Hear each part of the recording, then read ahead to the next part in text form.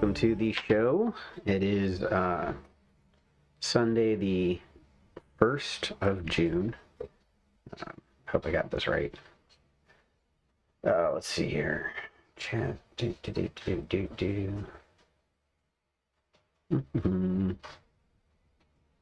see if it's actually going to work today. Okay. All right. Hopefully everything is working. If it's not, let me know in the comments, por favor, and I will make adjustments, hopefully. So, all right. Yeah, welcome to the show. Today I wanted to talk about the fourth pinnacle of Jupiter. I was going to do today is supposed to be the Mars day. We're going to do the sphere of Mars. If you're, oops, shit. So I was working really hard on getting everything ready for our show today, and I did not finish all the research I wanted to do to cover this topic as well as I wanted to, of course. But anyway, so back to the classes thing. If you want to take my classes, if you go over to therufusopus.com, under courses, the basic curriculum has no fee. We are going over currently on our weekly shows, like I'm not doing it today, but in general, we are going over these principles of planetary magic classes. Today we're going to do Mars. It was a day of Mars. We'll do that next week. But yeah, today I wanted to talk about the fourth pinnacle of Jupiter because it's something that is, let me see, I don't think I have it up here. Anyway, it's something that's getting a lot of press on the on the various pages in the community, and people have brought up some what's the word? Astrological considerations that they are worried about for the pinnacle, and I don't have the same concerns other people do. I understand where they're coming from with it, but this is the fourth pinnacle of Jupiter. The text here, all right, the text there is pretty clear. It says, the fourth pinnacle of Jupiter serves to acquire riches and honor and to possess much wealth. Its angel is Bariel. It should be engraved upon silver in the day and hour of Jupiter when he is in the sign of Cancer. That's all it says for the astrological considerations. And that's the full description of the talisman that we have. Within the Key of Solomon, there are other instructions for these things that say that you're supposed to observe, specific timings for these kinds of things. You're supposed to do specific things at specific times during the day. So there are other instructions that are included with this manuscript and what to do these things. So it's not just what it says in that particular piece of the description, but the things it says to do are not applicable. Like it says to do to use paper and pen, right, for your ink at a certain time of the day, and to make these in parchment and various colored inks, right? That's what the actual instructions say to do for making. I'm trying to find it here. I keep scrolling in the background, but it says that you make the talismans in a certain way, right? But anyway, the talismans that you end up making, gosh, I wish I could find it. Yeah, here.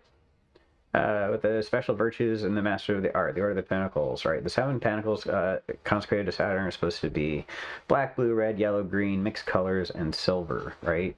So these are the colors of the pinnacles. Should be written on sheepskin, paper, virgin parchment, which paper should be tinted green. The circle with 72 letters, and all the rest. So that's just that. I guess that's just that, right? So there are all these instructions on this stuff on how to do it. But when it comes to doing the actual pinnacles, when it gets down to this one that we're actually doing in June, where is it? This is Mars, so Jupiter is before Mars. All it says is, first of all, it has to be engraved in silver, right? So it can't be one of these paper talismans. So the other instructions that were in the manuscript are out the door. And the day and hour of Jupiter when he's in the sign of Cancer. Now, I said that he was going into Cancer June 10th. I don't even know if that's a Thursday or not. So I think it's important. I think it's important to know this kind of thing. But yeah, so June 10th is a Tuesday. So June 12th is the first Thursday that we can actually do this pinnacle, right? So June 12th is Thursday at dawn. We can do a ritual, right? We can do the fourth pinnacle of Jupiter. People have brought up that Jupiter is combust at this time, right? It's not a good day for doing planetary or astrological talismans because Jupiter is under the sun's rays. If you can wait till the 18th, it'll be a better day, they say, and I don't think the 18th is even on a Thursday. But it's funny because a lot of the people that are coming up with the concerns that they have about the astrological timing for these talismans, they don't even understand that it has to be done on a Thursday, right? They're bringing in rules from outside of the constraints of this book, this text, to influence your actions and whether or not you're going to make a talisman to make yourself wealthy. And they're basing it on their incredible intelligence and how much smarter they are than everybody else, right? Because they understand these astrological rules that tell you to never do magic. All the astrological rules are there to tell you how hard it is to live in this physical world. That's in my opinion, okay? Astrological timings are terrible. And what that tells you is that it's always hard to do anything you want. That's the spiritual lesson of these astrological timings. When you're a magician, all right, a Hermetic magician, and you do conjure magic to accomplish your will in this material world, you're not an astrological magician. You are not sitting there subject to the whims of the universe. The rays of the sun are not the things that determine whether or not you go outside. All right, we're not stuck in the we're not stuck with the weather, right? We're not like human beings. If the weather is raining outside right now, like in Washington, it's almost always raining. If I went outside and it was raining, I would get soaked. If I go outside in a flannel shirt, my flannel shirt is going to get soaked and I'm going to be uncomfortable. And as I go about my day-to-day operations, I'm not going to have a great time trying to do all that stuff. It's not going to be as easy as if I had dressed myself properly and kept myself dry. I'm going to be uncomfortable and not have a great time while I go to the grocery store, walk my dog, or whatever the hell I'm doing. Okay, as a magician, in this astrological world that we live in, we're dealing with these planetary forces that are planets that are influenced by the signs that they're in. They're beaming these energies that they represent. The planets are signposts that tell us when the best time to do the magic is, right? And when it's afflicted, and you have to do things to make amends to that, right? And you have to do all this stuff. And it's like all these rules for all these specific talismans and all these books that we have are very, very, very detailed. Right? And you have to meet all the criteria for it to work. But not this one. This one is not that detailed. It's not that, there aren't that many requirements for it, okay? And there's all these recommendations in all these other texts that say you have to consider where the moon is. You know, yeah, I guess. You have to do all this stuff, right? And these are all these opinions of magicians over the years that influence all this stuff. The proclivity of magicians, the chicken shit bullshit that magicians are most prone to do in any given situation, the proclivity of magicians is to be afraid, okay? To be afraid to do things, to be afraid to do anything, because we come primarily from a Judeo-Christian background. Okay, I hate to say that, but it's true.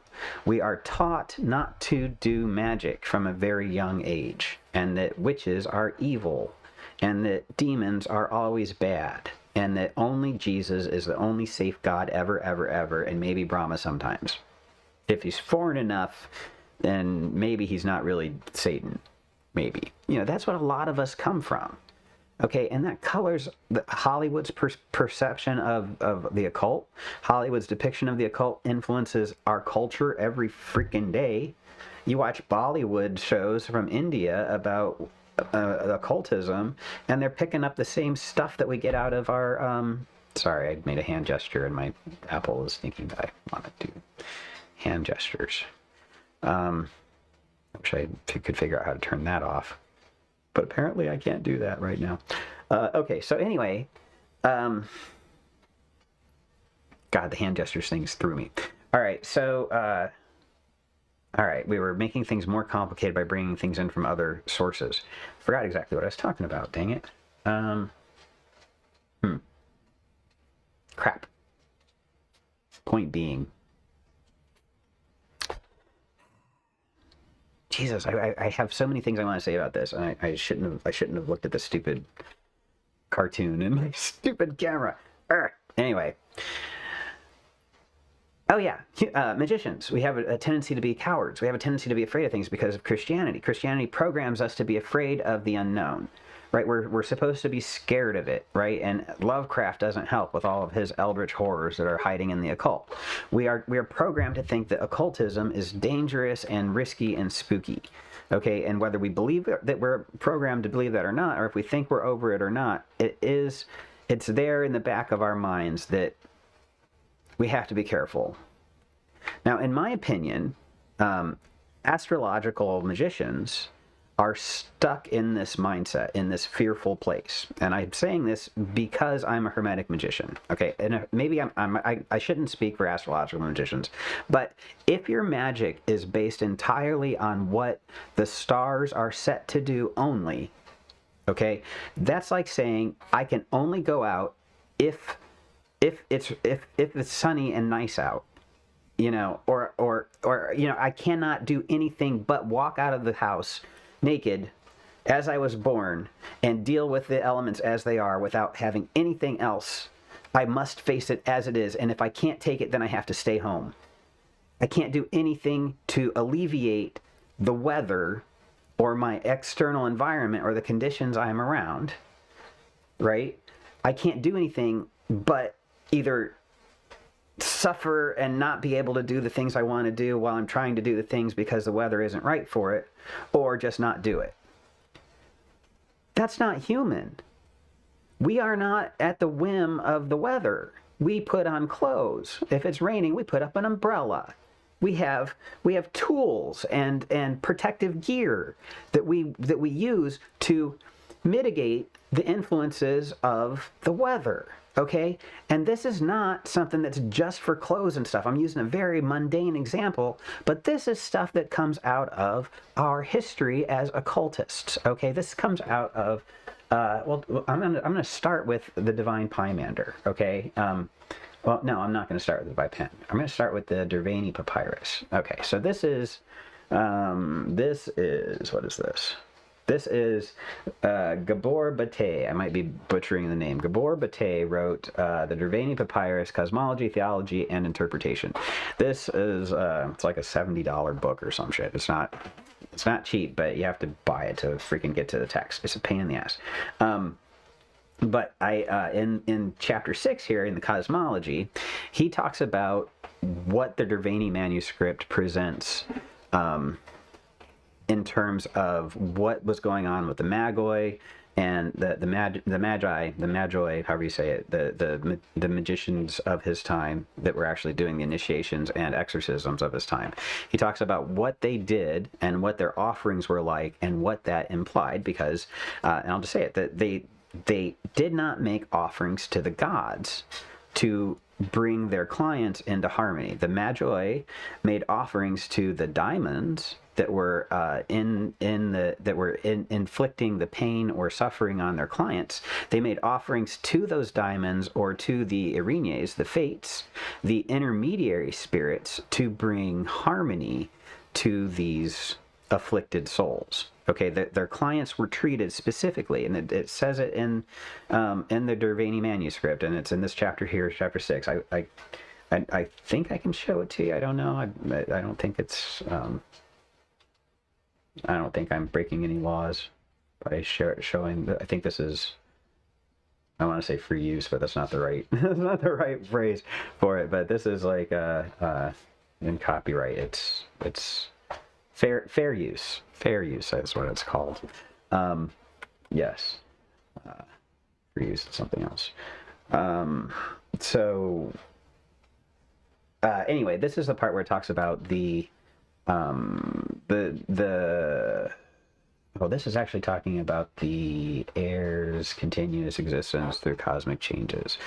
Anyway, it gets into some fine details, but when you read into the philosophy of the Derveni manuscript and what it's teaching about the essence of our methods of attaining unity and harmony with Zeus, the all in all, what it says we're doing is we are bringing our offerings not to make amends to a hungry God. The gods aren't hungry for the offerings. What we're doing is we're propitiating and bringing into harmony through the offerings made to these daimons and other cacodemons, the sub-spirits that are the functionaries of the gods, that in turn result in this becoming a harmonic situation.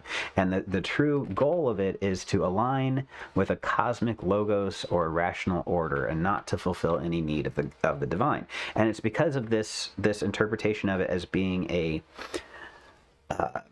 reharmonizing agent that isn't actually, we're making offerings to the gods, but not really. It's just harmonic. And this whole cosmology thing over here on this in this PDF, well, mostly what it's saying is that the gods aren't really the gods, that they're really this essential force that is permeating all things, that is the air that we breathe and the world that we experience. And it goes into this, it rhapsodizes about it in these beautiful dialogues about how Zeus is all in all. It's great, but it's not explicitly said directly that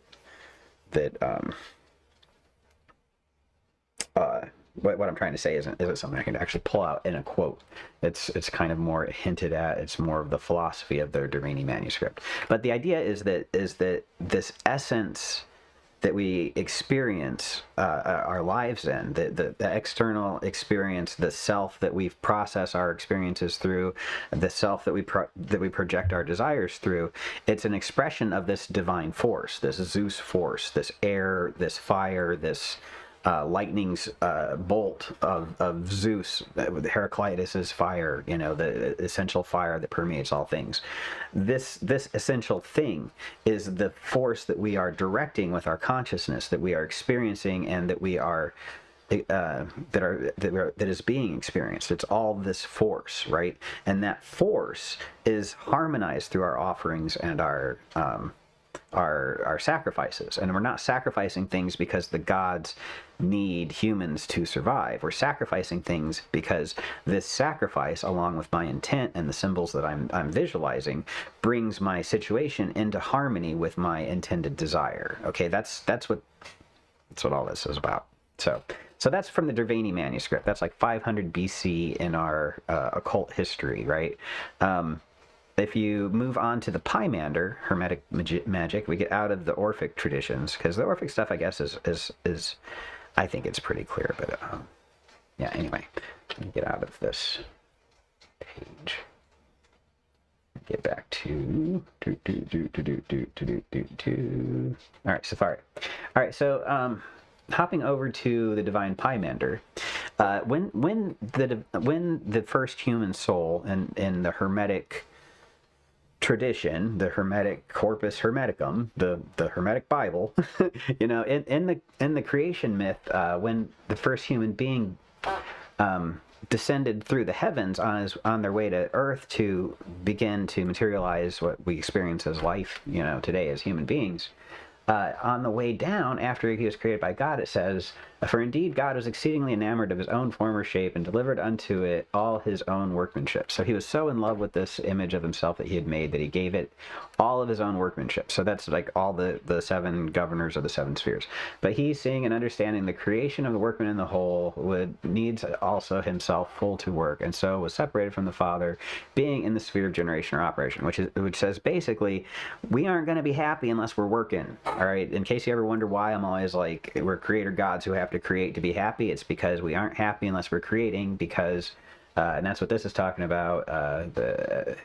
We need also himself fall to work. We need to work because we're part of the workman. It's part of what we are. We work. We have to create. Anyway, verse 20. So it says, he separated from the Father, being in the sphere of generation or operation, and then having all power, right? So we have all power. He considered the operations or workmanships of the seven. right? So he considered the operations and workmanship of the seven. So he studied on what they were doing in the seven spheres. This first human being, the essence of what we are, before we materialized, we studied on how the universe works and the seven powers that flows through it, because we already had all the power, all right?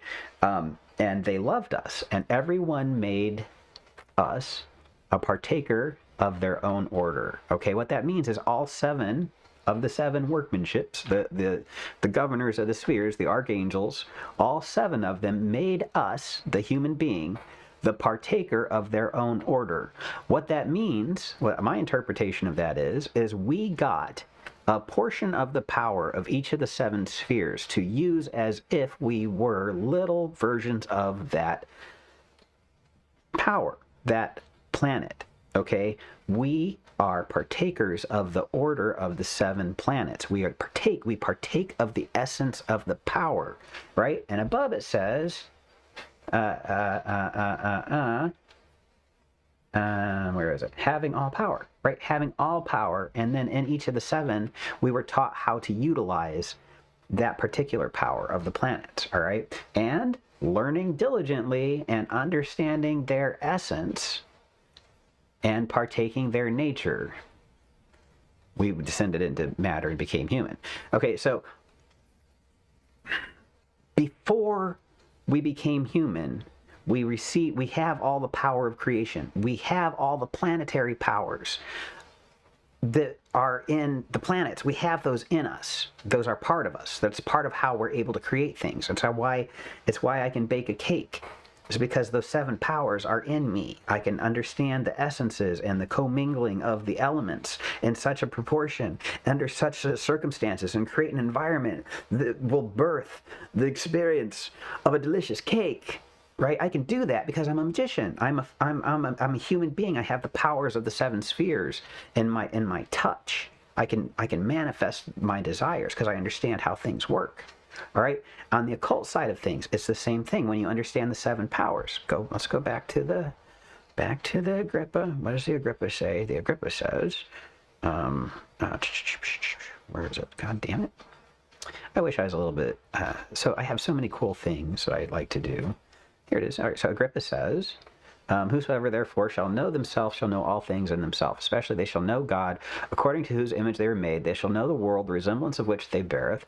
They shall know all creatures, which they symbolizeth, and what comfort, blah, blah, blah, spirits, angels, everything, how all things may be fitted for all things in their time, place, order, measure, proper proportion, and harmony, and can draw and bring to themselves even as a lodestone draws iron, right? So this is what Agrippa teaches about us, right? So we also receive the seven powers, right? We have all the powers, and if we study ourselves, and if we study inside of ourselves, we eventually will come to a point where we realize that we have all these forces, and that we can create and draw all things to us. We can materialize things because we are embodiments of the chain of manifestation that the ideas from the mind of God pass through to corporealize in our physical existence. We are magicians made to create the world like that, like it says in the book. Yeah, like it says in the book. Having all power. Humans considered the operations or workmanships of the seven. And the seven loved them, and everyone made them a partaker of their own order. Right? We are that, hermetically. That's us, all right? Then it says we came to Earth and we forgot all that stuff, and we have to remember it through pursuing our source, the pymander. If we are what's the word? Pious in our pursuit of the pymander and our source, we will find our powers again, okay? And what does Agrippa say? He says, whosoever therefore shall know themselves shall know all things in themselves, right? We'll find our powers again by studying ourselves, because we're made in the image of this creator God, all right? Keep that in mind, all right? So, so Derveni manuscript says that the harmonizations of things is what magic is doing. Like when you make offerings to spirits, you're actually bringing the invisible force that permeates all things into harmony with your desired outcome through the offerings that we make to intermediaries, not because the spirits or gods are hungry, but because it is a ritualized iconic. It is a symbolic, iconic image of the harmonization that you're doing with the ritual, right? And this is what all these people are saying that the Derveni manuscript says, and this is based on Bernabe and Bateau or Bate, whatever the guy's name was, I said earlier. All right, these guys, they know a lot more about this stuff than I do, and based on their interpretations of it, I've come up with my interpretation of their interpretations, which says we make offerings to bring things into harmony with our materialized stuff. All right, so that's pymander and that's Derveni. Now,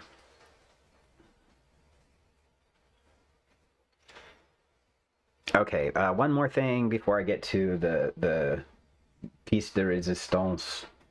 This is Democritus. No. Yes, acquiring a supernatural assistant. This is Hermetic.com. This was one of the first occult pages I ever went to find stuff. I have a lot of good memories of it, but it is super advertisey these days. And trying to get through it on a phone is just a nightmare. But in light of the fact that I actually got in touch with my holy guardian angel using the ritual on this page, I still like to refer to it. Anyway, so from this page, what I wanted to pull up was the part of the holy guardian angel. The holy guardian angel, the spirit itself, is intended to it's your go-to guy for everything. All right, it's your go-to assistant that just does everything. And here's where it talks about all the wonderful things it does.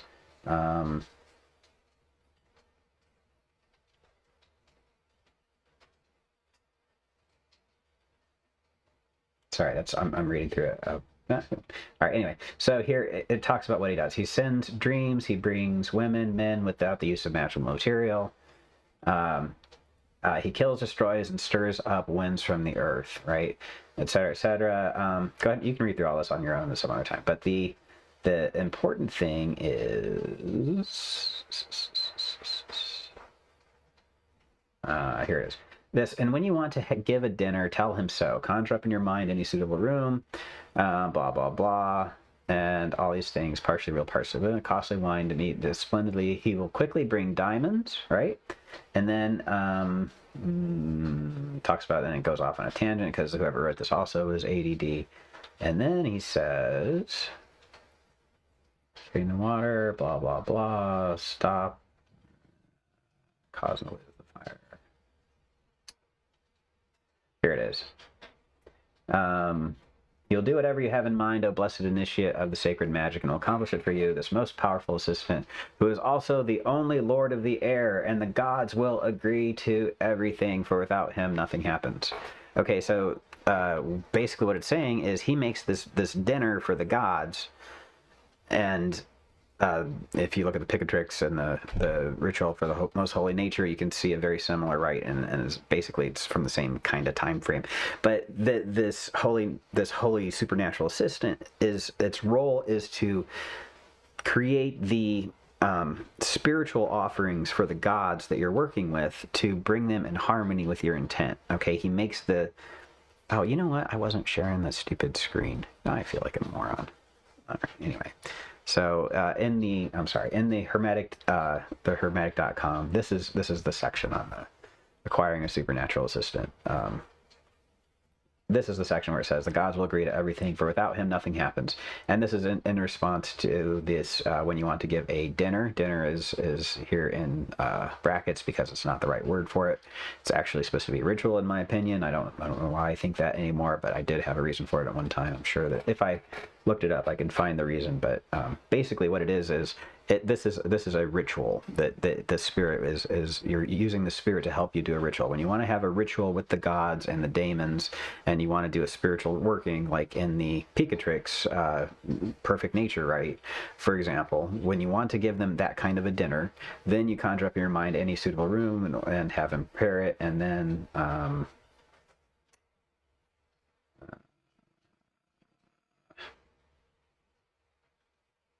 something about shit, I can't find it. Oh yeah, the gods will agree to everything, for without him nothing happens. Share this mystery with no one else, blah blah blah blah. So basically he makes this dinner and then the gods agree to everything. All right, so keep that in mind when we go back to, all right, so for this talisman, this is the argument against doing it on just any given Thursday in a planetary hour is that Jupiter is under the rays of the sun. It's combust. It is not at its full power. I've seen one of our prominent astrological gurus in our community has said that people who make talismans at the wrong time might actually be at risk of death. You know, we might die and poison and toxicity of doing these talismans without knowing when to do it, and because of that we're gonna die because the forces we're dealing with aren't exactly right. I don't think that's true. I don't think that's true because the forces are never exactly right. Astrology sucks. It's a terrible way to live your life. It's a great way to figure out what's going on outside of this room that is influencing me and the invisible forces. But what I learned in the Corpus Hermeticum is that I have all power, and I've considered all the operations of these 7 spheres as I pass through the 12 houses, and that I am a partaker of each of those orders, and I have learned diligently, and I understand their essence, and partaking of their nature, I resolve to pierce and break through to this material world, bringing their nature with me to be a Hermetic magician. I'm not an astrologer living at the hands of fate. I am an expression of Heraclitus's fire, divine fire. I am a manifestation of the bolt of Zeus. I am the electricity that runs through the universe at the dawn of time, sparking all of the ions in the gas cloud to start to clump together. I'm the power in the midichlorian, I mean the mitochondria. I'm the electricity that's formed by these little alien cores of every cell, right? That power of the universe flows through me. That's me. That's you too. That's what the Hermetic text says about you. And if you're going to call yourself a Hermetic magician, you ought to know what the Hermetic text says about you. You're not a victim of the powers of the stars. You're a participant in the experiences that are created through the forces represented by those stars, including the wandering stars, the planets. We're planetary magicians, folks.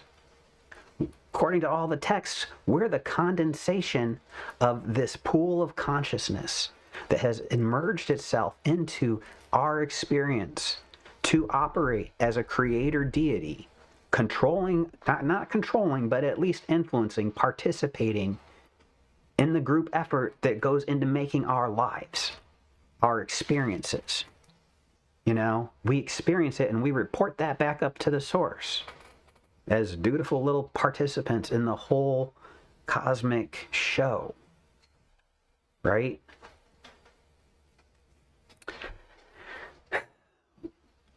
I don't think there's anything wrong with timing your life according to astrology. I think it's fine, okay? But I don't think that the fates have that kind of power over you. And I don't think they have that power over you because the Derveni manuscript says that, the divine pymander here says that, where is it?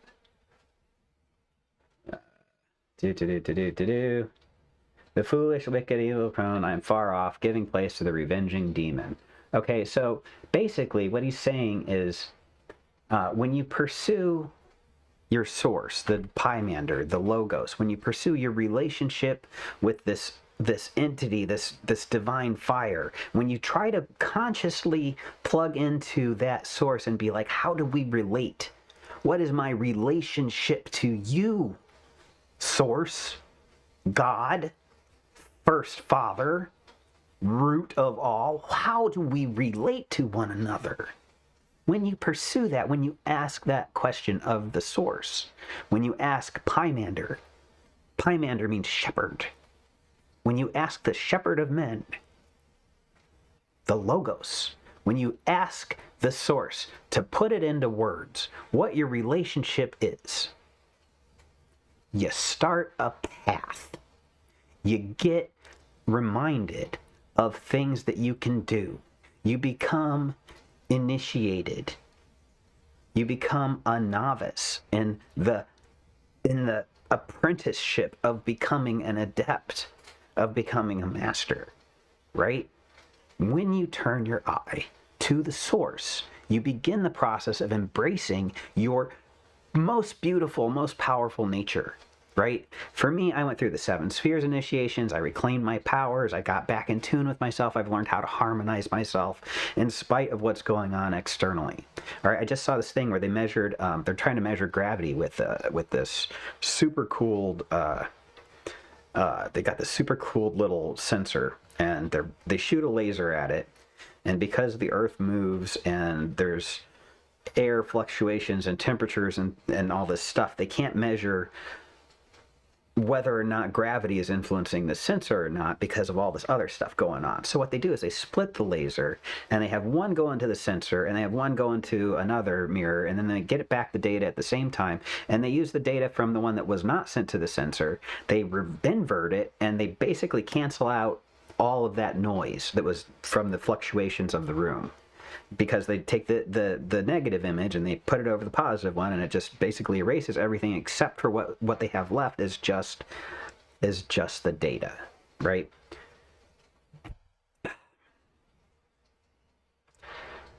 The way that you take that signal noise and cancel out that noise in that experiment so that all you're left with is the pure information that you're looking for.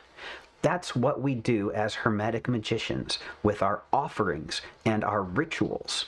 When you do a Golden Dawn ritual where you banish all of the cosmic forces, you're doing the banishing ritual of the hexagram. You're doing the banishing ritual of each of the zodiac signs, right? You do a thing where you create a lab environment. It's just you in the center of your world, right?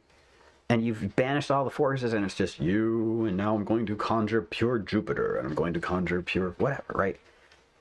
I think that's a mental construct, a nice imagination where we have this beautiful, clean slate to start with. I don't think that's real, okay? My life is a chaotic jumble of stuff, right? I mean, that's my desk. You should see my garage. It's messy. Our astrological world that we live in is messy. It's not this wonderful, clean, pristine environment. You know, the English were very much about polishing their boots as they stepped in shit. You know, so they want their nice, clean and lab environment in which we will do our rituals. That's not real life. Okay, when I do a ritual, I consecrate this ground for my defense, but that's it. You know, I don't pretend like that means everything's gone. Okay, what I'm doing is I'm creating a ritual space, and I'm creating a harmonic that brings in the entities that I want to work with. Okay, orange is the color of Hermes, right? Herms are his image. Hermes, the god over there. There's another image of Hermes. All right, I've got a radio signal detector up there too. It's not really hermetic, but whatever. You know, the air spirits, man. It's for sensing air spirits. No, it's an RF detector. But the Hermes stuff, right? It's to draw Hermes and the energy that is related to Mercury and mercurial energy, right? If you look at the Greek magical papyri, you have power to conjure Hermes because you know his secrets. You know that he's from Hermopolis. You know his wand is made out of ebony, right? You know all the secrets of Hermes, so you can conjure Hermes in the spell of As Obstrucos, right? If you know all these things, then you know how to harmonize your environment in such a way as to draw that power in. This harmonic is what we're talking about in the meal descriptions in acquiring a supernatural assistant, right? So when he's talking about turn around, damn it. Okay. When he's talking about preparing this meal for the gods, to create the meal for the gods and do all that thing, to prepare the situation so that all the gods will do all the things, so the gods will agree to everything, and without him, nothing happens, right? So to get all the gods to agree to everything, you know, you have to bring, it's not in there. You have to bring it into harmony, right? You have to bring the offerings into harmony, and the supernatural assistant is the one that does that for you. Okay, so it's the supernatural assistant who brings the forces that are necessary to cancel out the noise of your astrological crap, bad weather. Okay, the supernatural assistant is what basically it alleviates whatever the crap is that's going on in the powers and the planetary energies. All right, in this world there are two kinds of people. All right, there's the people who are suffering at the hands of fate, and there's the people who are the hands of fate that make people suffer. Okay, and I don't mean that like we're either good or evil or whatever. It's active or passive, and sometimes I'm active and sometimes I'm passive. I'm not gonna lie, but as magicians, we're talking about the active part of our lives. When we talk about being magicians, we're talking about when we're actively creating our lives. Okay, and if you're going to make this talisman to get wealth in your life, all you're doing is creating a vibration that draws wealth. That's all it is. It's just like orange candles draw Hermes. This symbol, when made at the right time, Thursday at dawn, between June 10th and fucking whenever, you know, that's when you can have something that vibes with wealth coming to you. All right, people are like, well, Jupiter is obviously under the race. Is it a fucking astrological talisman? Is it? No, it is not. It talks about Bariel, the angel of the talisman. Okay, let's go back to the archives. All right. That's not it. I'm going to make this argument here. Where the hell is it? Here it is. Okay. Its angel is Bariel. The fourth pinnacle of Jupiter. Its angel is Bariel. Is it an astrological talisman? It should be engraved upon silver in the day and hour of Jupiter when he is in the sign Cancer. That's when you engrave it to create the talisman that lets you talk to its angel, Bariel. Okay? I'm sorry, I had this up. I thought I had that up. So here it is. It's angel Bariel. Right? The fourth pinnacle of Jupiter serves to do this. Its angel is Bariel. You're making a talisman to the angel Bariel. The talisman's angel is Bariel. Bariel is the talisman's angel. To possess much wealth. It should be engraved on the day in Jupiter, day and hour of Jupiter when he's in Cancer. All right. It's not an astrological talisman. It's a spirit talisman. It's a spirit talisman that has to be engraved in that time so that you can talk to the spirit. What are planetary hours about? what are planetary days about? On Wednesday, is Samael gone? Is there no Mars on Wednesday? No, we have 4 hours of Mars, or 3 hours of Mars on a Wednesday, even though it's not Tuesday. So we have hours of Mars. Mars, people go to war on Saturdays and on Sundays too. They don't wait for Tuesday to go to war. There's Mars every day of the week. So why is it only on Tuesday we can talk to Mars? Well, it's not actually. Come to find out, if you look at here, I'll just pull it up. In fact, dun dun dun dun. All right, here we go. This is Esoteric Archives. I love Esoteric Archives. It is banned on Facebook because it's too useful. But whatever. So, Esoteric Archives. What was I looking at? Trithemius. All right, so Johann Trithemius, Art of Drawing Spirits into Crystals. All right, so why do we do the planetary hours and the planetary days, right? Why is it important? You know, it says here,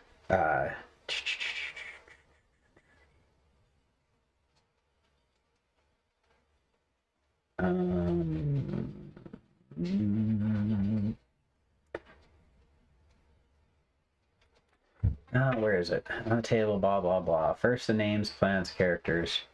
Oh, I can't find the instructions. Dang it. I wish I knew this better. I used to know this so well. Holy table on which the crystal stands. Conjure thee, blah, blah, blah, blah, blah, blah, blah, blah, blah. Okay.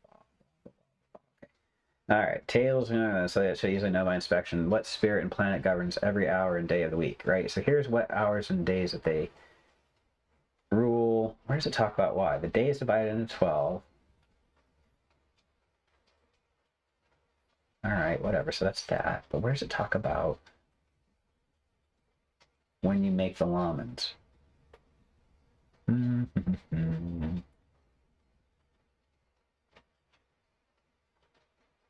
Oh, I can't find where it says it. Anyway, point being, all right, it says that the hours is what trumps the day, right? So it has to be in the planetary hour.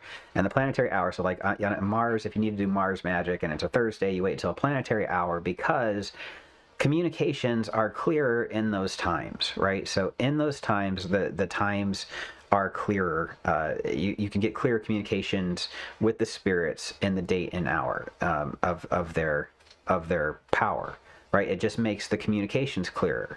It's the best time to reach them. They're no less powerful the rest of the time, but if you want to talk to them, you have to call them during their office hours, right? And during their office hours is when you are going to get the best signal, the best connection to them. And so if you don't know them at all, right, and the art of drawing spirits into crystals is for the first time contacting these spirits, you know, if you don't know them at all, you're going to want to do it in the day and hour of their planet so that you can get to know them, because you're going to get the clearest signal.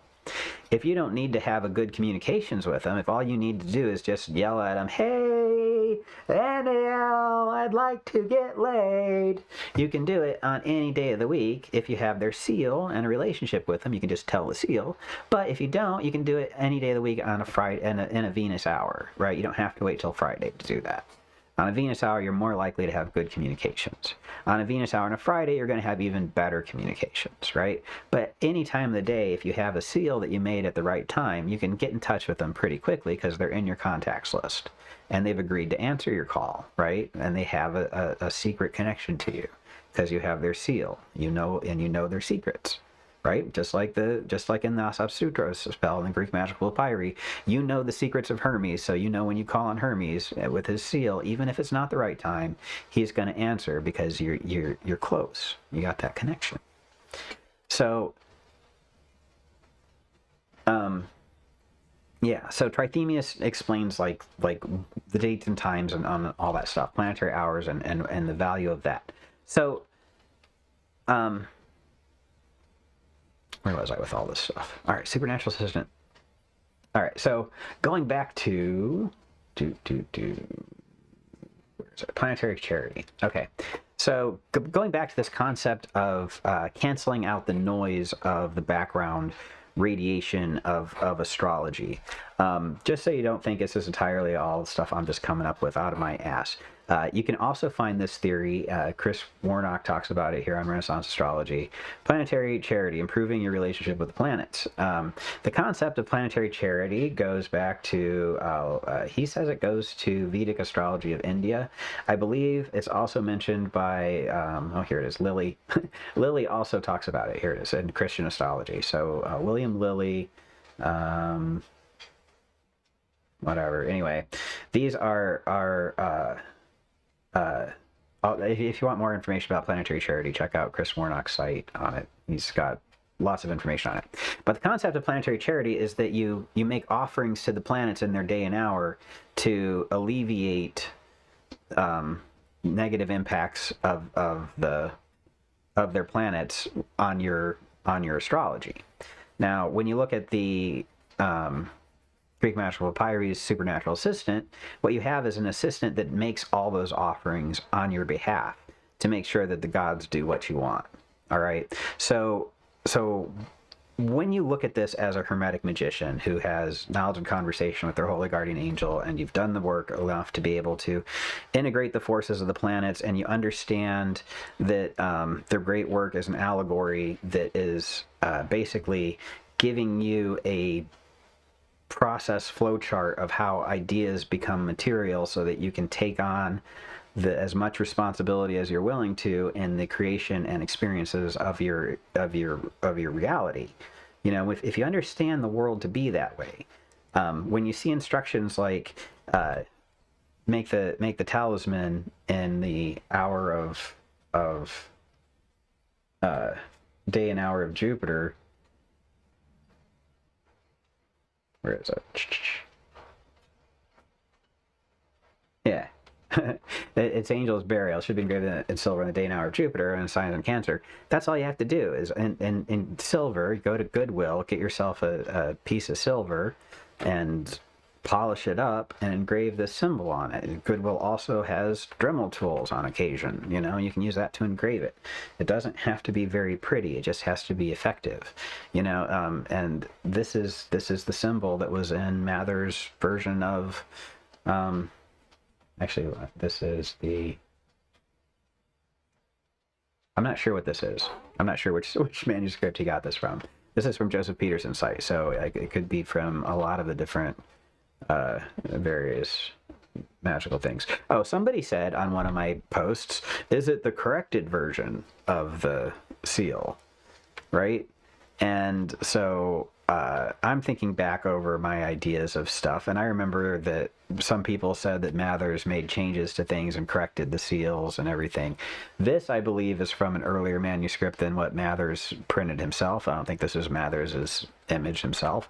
I trust Joe Peterson to present the most accurate images that he could find. He is a scholar who takes pride in being accurate and being authentic, so I trust that this is a good symbol. That said, the best modern scholar on the Key of Solomon Pinnacles, in my opinion, is Sarah Mastros, and she has a version in her book on the Pinnacles of the Key of Solomon. Sorcery of Solomon, right? It's right here, right next to my book. Sarah's book is excellent on all this stuff. She actually did post something about the astrologers that made me write or decide I was going to do this show today. But I don't want anybody to think I'm fighting with Sarah. I love Sarah to pieces. She's great. She's a wonderful person, and one of the best occultists that I know. I disagree with her about some things, but if you want a very accurate version of it, check out her book on it. She's got her excerpts are on her posts about it, but her image is very similar, and it has Baruch on it, and she's corrected all the Hebrew on it and made it cleaned up and everything. I don't want to show the full picture of it here because I don't want to get in trouble for whatever, but yeah, buy her book on it. It's great. You can use it for making your engravings. And all you have to do is you lick the back of the paper and you stick it on your silver and you trace it with your Dremel tool and scratch through it. You can do dotted lines and connect the dots if you want to do it that way, or you can just do it freehand. But it doesn't have to be pretty. Okay, Chris Warnock used to tell people to just get a silver disc and use a stylus, like a engraving stylus, to make scratches on it. Or you can use a pocket knife. A pocket knife leaves a nice enough mark on these silver images that it will work. You know, there's no reason to not do this. Okay, and the idea that your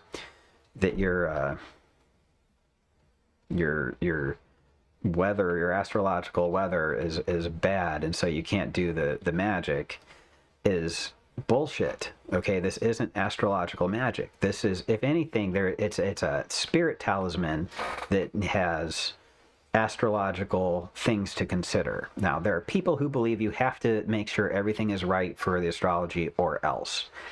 I have not had that happen. I've been doing magic a long time. I have not had that happen ever, to my knowledge. Do I know everything? I do not know everything. Could it have happened and I didn't know? Maybe. Is that why my magic doesn't work? Sometimes. Perhaps. I don't know. Honestly, I don't think so, because I've done magic that was absolutely the worst possible astrological timing for it that was incredibly successful. I've had that happen too many times to worry about that kind of crap. Do you need to have your supernatural assistant to mitigate these things? What does the sacred magic of Abramelin, the magician, say? What does it say? It says that the holy guardian angel is with you every day, and when he reveals himself to you, he will tell you all the times he saved your life. He will show you that he has been with you from the day you were born. Okay, this is your holy guardian angel. I make the argument in my classes that are free that the supernatural assistant and the holy guardian angel are different ways of looking at the same spirit. Okay, and in the Derveni manuscript it says that Zeus is one name for the spirit, and I think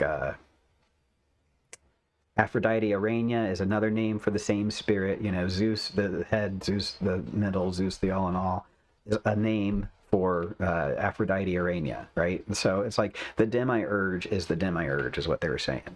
What was I talking about? Anyway, you make your silver talisman. Do it when you want. Oh yeah. Okay. So the supernatural assistant, this entity is with you right now, right? According to the sacred magic of Abramelin, the spirit is with you. You should be able to talk to it. You should be able to ask it to do whatever you want. You know, if you're not in conscious communion with your holy guardian angel yet, what are you even doing? It's not that fucking hard. All right, it's not that fucking hard. Okay, it's just complicated because people have made it into some kind of stupid guru that's going to save your life and make water into wine for you. I mean, kind of he does, but it's not like that. But just go over here to the Hermetic library and do the acquiring a supernatural assistant right. You can do it in the astral realm. It's free. You can do it. You get it fucking these days. If I do it, a bird drops a fucking stone. Within like 3 days, I see a hawk drop a stone, just like it says in the script. And I'm not kidding. One day it wasn't a stone, it was a mouse. It was like this hawk was like goring some kind of rodent on the. It's a very effective ritual, is what I'm saying. Okay, it's not that hard. And afterwards, if you just pretend it worked, like even if you can't see the spirit, right? And here's the thing, it doesn't show up to anybody else. It says right here in the script, it says that only you are going to see it. Okay, so if you can't see it, it's your own fault. You just aren't imagining it clearly enough. Ask it to make itself more visible to you. Mine showed up as this silver surfer looking thing, like for like, I want to say like 6 or 8 months. It was weird, and it was kind of creepy looking, like if I imagined it in my mind's eye, because I couldn't picture what it would look like. It just appeared as like this silver surfer looking thing.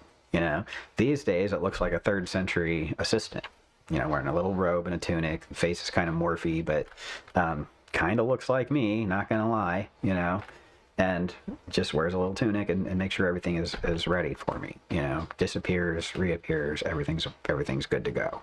You know, I see him when I make offerings and we do some meditation stuff together, but that's about it. Most of the time he's a functional servant, and he works to make the offerings that cancel out the noise of the universe's garbage astrology. okay? And that's what he's there for. And this is a 10-minute rite, you guys. This is a one and done on a Sunday morning. It's not that hard to get these familiar spirits. It's a familiar spirit. It's not.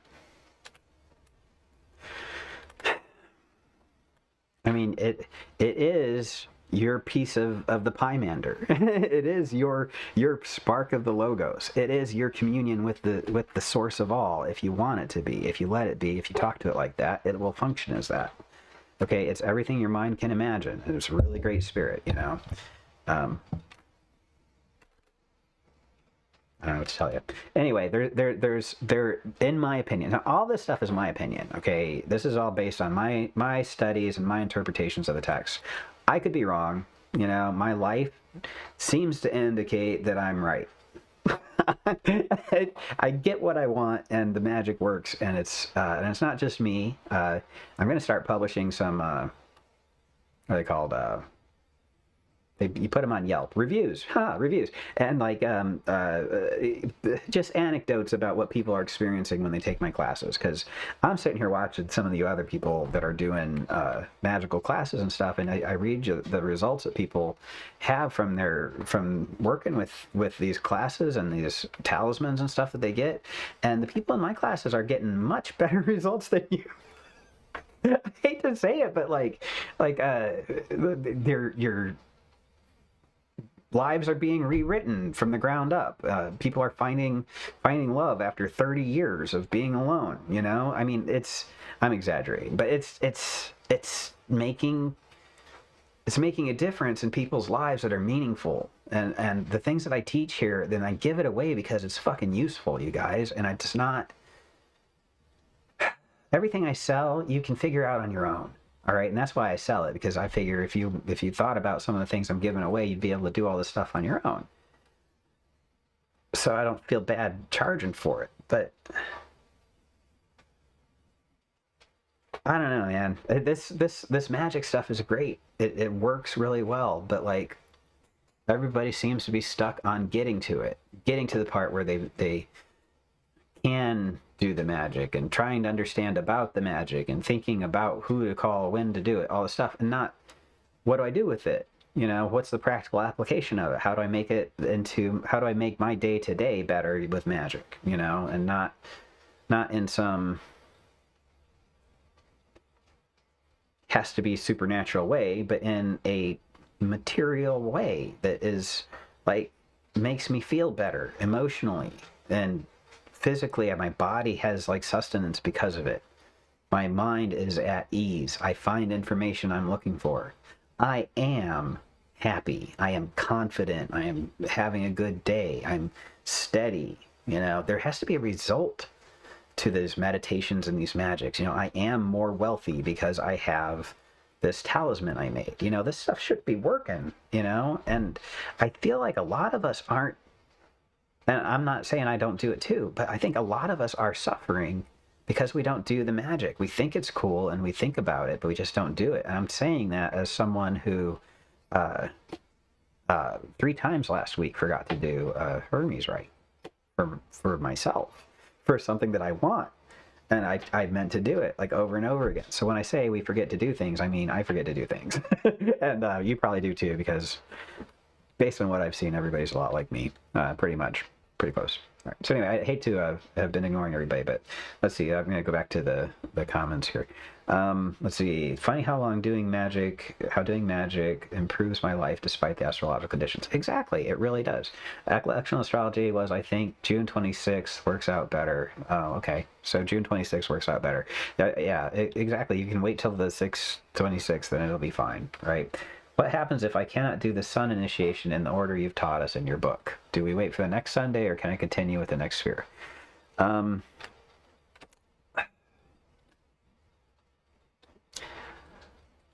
Ideally, you're going to want to do them in order because in an ideal world, we're reflecting this corpus hermeticum thing where we descended through the 7 spheres. We descended in order from Saturn down to material world. If you're using the 7 spheres, you probably started in Jupiter and you're going down through the spheres. These days when I teach initiation, I'm happy to do it Monday, moon up through Saturn. Start Monday, then Wednesday, and then Friday, and then Sunday, and this is not, it's not going to be a fun ride. It's going to be, you're going to release all these forces in your spheres all at once, and there's going to be calamity and catastrophe. I'm saying that it's not always going to be that way. It could be great and beautiful, but expect the worst. And then, as these forces get aligned in your life and everything settles out a little bit and you get more confident using them and you start building up stuff that's not based on bullshit, you're going to have a great life. Getting to it is fine. So should you do them in the order that I taught? If you do them in the order that I put in the 7 spheres, stick with that order. It's a process. Wait till the next Sunday. It's not going to kill you. It'll give you more time to integrate the forces. If you aren't doing it that way, if you've started my more recent stuff, you might be going up through the spheres. It's fine. You'll be fine. It's fine. I gloss over a lot of the traumatic things that can happen with magic, and that's because I've been through a lot of traumas, and I've been through it, and it sucks to go through it, and I'm sorry, but if you read the literature on Hermetics and alchemy and the processes of the soul's transmutation and transformation, it's not supposed to feel good. It's not supposed to be fun. It's not supposed to be enjoyable. It's about decaying flesh. It's about burning obstacles. It's about destroying parts of yourself. It's about merging your cells back together to become a hybrid creative entity that is both masculine and feminine and in touch with what that represents to them and knows how to express a created child out of their own androgynous reality, right? This is a process that takes transformation, and you don't hear the butterfly screaming its lungs out while its lungs are floating around in the pupa sac. But we don't know if that feels good, you guys. I do know that when I've been through magical transformations based on my initiations, I have suffered. And I didn't like it for a little bit. And then everything got a lot better. And I learned from my experiences how to use the powers of the sphere, right? If you go into a Venus initiation as a critical asshole, you're going to go through the experiences to where you learn how being a critical asshole is not beneficial to your love life, right? These are the things, the processes of transformation that we are calling on when we call on these spirits, and people don't want it to be about psychology, but it is. You have a mind. Sorry, you're made in the image of God, and God is apparently nous, right? A mind, pymander, mind, or whatever. I'm sorry that psychology is a part of your magic. I wish it wasn't. I wish you could just ignore the psychological impact of your occult practices as much as you ignore the psychological impact of your actual psychology on your life. I wish you could do that. But in real life, when you do magic with spirits, it's going to manifest your fucked up psychology too. It's just how it's been for me. I'm sorry. I hate that that's how it is. Hopefully it's not that way for everybody, but if it's like that for you, I told you so. I told you so, and that's just how it is. It's not fun all the time. But what it does is it restores you to yourself. It makes you authentic. It makes you able to be a divine creator entity. I don't want to say become a living god. That guy ruined it for everybody. But that's what you're doing here. That's the teachings of the corpus, is that you're returning to your full awareness and consciousness of being made in the divine creator's image with all the power, infinite cosmic power, stupid human living space, and we're stuck with our emotions and all that shit. It's part of it. But magic is mental, and mental is magic, and occult is occult, and there are spirits, and they are separate from us, and they're just as separate as we are, but they're just as connected as we are too. It's all part of one thing. It really is. It's separate in function or in form anyway, but it's all interconnected. And when we are making these sacrifices to a separate entity, we're bringing into harmony the vibrations that create our experiences. Right? I wanted to quote a bunch of stuff from Agrippa. I couldn't find it, but Agrippa has all these quotes about music and how it harmonizes the spheres and how the magical work incorporates this musical harmony, into the transformation of the self. into this whosoever shall know themselves kind of thing, right? That's what it does. That's what the magic does. It transforms us and makes us powerful, makes us big. Anyway, somebody asked about initiation, that's why. Good vibes, good to be here. Hey, Agatha, good to see you. Good to see you, yes, yes. She has some good tips, including adding the wheel pinnacles to the back. Yeah, actually, that was my idea, just for the record. I'm the one that brought that idea up into the occult community, and people have been using it ever since, and I think it is very effective. But I'm going to keep telling everybody it was my idea, because nobody else was doing it. You know what, actually, let me take that back. Bartimaeus Black may have invented it. Shit. Not Bartimaeus Black. What was his name? Was it Bartimaeus Black? All right, I'm going to stop saying that I invented it, because now that I think about it, I think I might have not invented it. Pretty sure I invented it. I think I popularized it. How about I popularized it? If I didn't invent it, I popularized it. But I do think... I don't remember. Anyway, point being...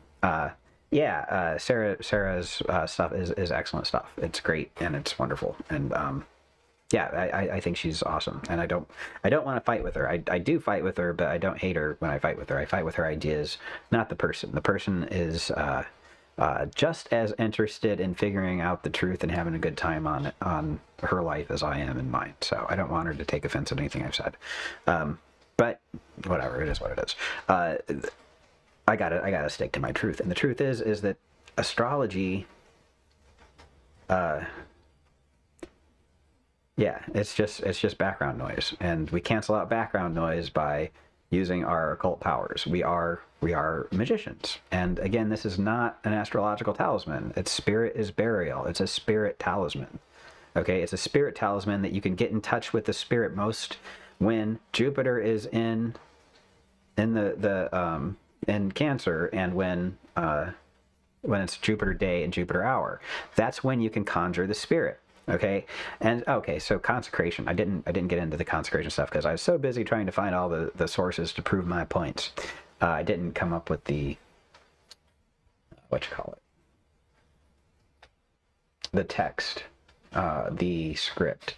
So I am going to go to I think it's here. I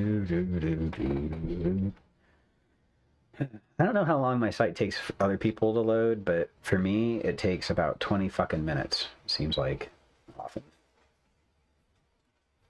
All right. All right. So if you go to my site and go to the... You can't go here, I don't think. Media, library. I'm looking for the PDF that has my script in it. Conjure script.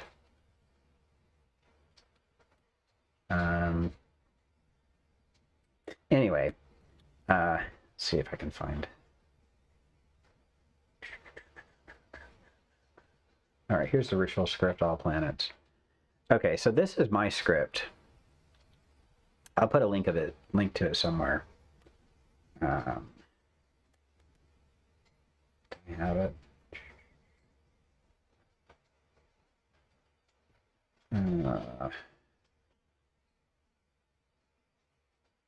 Everything is hard.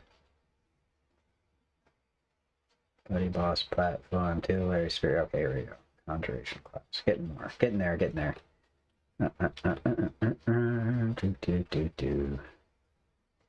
Dun. Conjure class workbook. Okay. So this, copy the URL, paste it. I'm going to paste it here in the messages. I hope it shows up everywhere. There we go. Okay, so that link will open up the Conjure class. You can also get to this on my website. Let's see. How do I open it? Great. Okay. Well. There. Okay. All right. So this is the basic script I use. So when you're gonna make this talisman on Thursday in the hour of Jupiter at dawn, or whenever the planetary hour is, you're just going to use this script, right? You're going to conjure the spirit. This is for conjuring Bariel. All right, so because this is a spirit talisman, Bariel is the spirit, and you make it during this astrological time. To conjure Bariel on Thursday in the Jupiter hour, you're going to have a conjure script like this. You can use... damn it. The script from Trithemius, which is here on... Oops, that's Agrippa. If you go to Esoteric Archives, Johann Trithemius, Art of Drawing Spirits into Crystals, there is a wonderful script here that you can use and configure to your needs, and it's basically for conjuring any spirit into a crystal. If you're familiar with my system of magic, I basically use this for every spirit. The art of drawing spirits into crystals works for all spirits and Goetia spirits. If you read my book on the Goetic Grimoire, super easy to use the Trithemian system to conjure all the spirits of the Lemegetons, Goetia. Anyway, this is like my go-to conjure script. But if you use this script, it will work just fine. In the exact hour and day in which angel rules that hour. You just say on a Thursday, you're conjuring that spirit. Here it says Michael, you replace it with Bariel, right? So in the name of the blessed Holy Trinity, I do desire thou strong mighty angel Bariel, that if it be thy divine will of him who is called Tetragrammaton. So, or any other angel or spirit. See, it says right there, any other angel or spirit. Be the will of divine Tetragrammaton, blah, blah, blah, come forth, blah, blah, blah. And you just follow the script, right? And you do that on a Thursday. You can use this script right here, or you can use the script in my Conjuration class group, and conjure the spirit. And what you're doing is you're conjuring Bariel.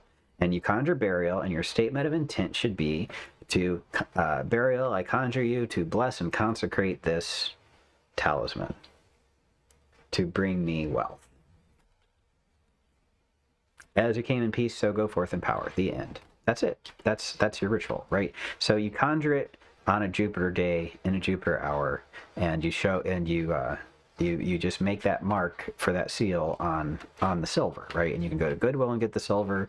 You can scratch it with a knife, a stylus, or a diamond, if you want to use a diamond, whatever. You can make yourself something to scratch a mark in the silver, and the mark needs to look like the talisman, right? So you can use this Trithemian conjure script, or you can use my conjure script from the Conjuration class on my website.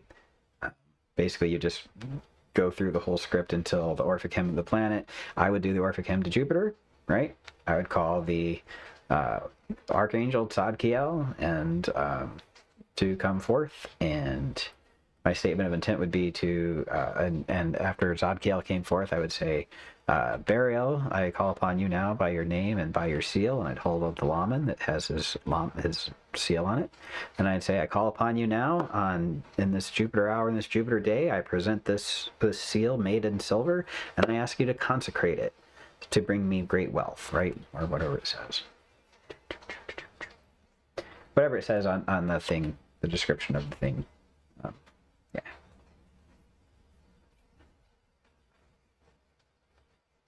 Yeah. Yeah. Acquire riches and honor, and to possess much wealth. So you consecrate the here it is. Acquire riches and honor, and to possess much wealth. All right, so you conjure the spirits. I would do the Orphic Hymn to Jupiter, and then I'd ask for Tzadkiel to show up because I like this Archangel of Jupiter, and then I'd conjure Bariel. I would ask my Holy Guardian Angel at the beginning. I'd say, make straight the way between the spirits that I'm going to call upon, and include Bariel in that, and make sure there's an offering for the spirit Bariel that it will help him to consecrate this talisman and work with me to provide me with riches and wealth. And then when you get to the part where you conjure him, you say, receive the offerings that were made for you by my Holy Guardian Angel, and sorry, I've gunk on my hands. And bless and consecrate this to bring me riches and honor, and to possess much wealth. And that's your consecration rite, okay? And you just do that on a Thursday in the hour, and you've followed the script. Now, I have made it pretty clear how I feel about the whole astrology thing. It is weather in the background. According to the Derveni manuscript, we are, as magicians, make our offerings to harmonize this essential power that we represent. According to the Greek magical papyri, the supernatural assistant knows what offerings to make so that the gods will do whatever we ask, and we're asking them to harmonize this astrological weather so that we can do our intent. So if you want to do this ritual any Thursday in the hour, do the ritual where you call on your holy guardian angel, ask him to balance any forces or astrological things that are out of balance. Use your power as an authority of Jupiter to express the conjuration and the consecration rite as you deem fit, because you are a Hermetic magician. You remember that you were made in the image of God, and you can control the forces of the planets, and that they are what you direct to create your reality, regardless of what the weather is, by harmonizing those forces that create things with the desired outcome. And your desired outcome is just this talisman that says you have to make it on Thursday in a Jupiter hour while he's in Cancer, okay? So that's what it says. If you need all the hoops to jump through to make up for the astrological weather, by all means, the hoops are there. Canceling out the signal is there. We are not victims of fate. We are the instruments of fate. We are not just manifestations that have to wait and see what happens. We are manifestations through which the will of God is made manifest as we make our decisions in ignorance of the outcome. We don't know what's going to happen when we make our choices. We do what we think is best, that will get us what we think we want. In every instance, in every moment. I'm saying this because I think it's going to make me happy to tell you guys this. I think I'm going to get experiences from it that I want. That's why I'm choosing to say all this stuff to you. I want the world to be what it would be like if everybody heard it, ingested what I said, and applied it to their lives. If you got yourselves initiated into the 7 spheres, you'd make a better world for me to live in and share with you. You would be happier. You'd smile at me when I go out. I would have a better time, okay? You wouldn't be an asshole driving. You might be an asshole driving.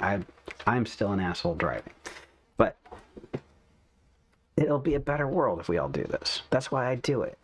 So it's the will of fucking God that Joshua Gadbois wants to do that. It's the will of God that you want to do whatever the fuck you want to do. It's the will of God that you're hearing that you can do it by initiating yourself into the 7 spheres and reclaiming your power that was granted to you. If you want to be a Hermetic magician, be a Hermetic magician. Be a Hermetic magician. Do the Hermetic magic. You're not an astrological magician dependent on the stars. You're a divine force co-creating reality, not in ignorance of the positions of the planets, in harmony with them. And when you're not in harmony with them, you're bringing the world into harmony with fate. You're making it happen. All right? It's fate that you want to. It's fate that you're trying. Is it going to work? I don't know. I don't know. You don't know. We make our choices in ignorance of the outcome based on our previous experiences. My previous experiences say it don't matter what the astrological weather is when you make the 4th pinnacle of Jupiter if you do it in the planetary hour of the planetary day. I can say that because I made them in that hour, and I was comparatively rich ever since, living better than a 16th century king ever since. 13 years now. Worked for me. Did not check the astrological timing. Did not. Guarantee something was wrong. Something was wrong that would have stopped me from doing it in that hour, because it's never good. It's always as good as it can be. Oh. Whatever the fuck, you guys. My holy guardian angel knows what the fuck he's doing. He knows how to counterbalance all those powers. All right. I've got it on good authority. All the books that we use to inform our practice as occultists seem to indicate that we learn the astrological timing not just so that we can change ourselves to be in harmony with it, but so that we know what offerings to bring the universe in harmony with the will of God. So, should it be engraved before, during, or after? During the hour. You should engrave it during the hour.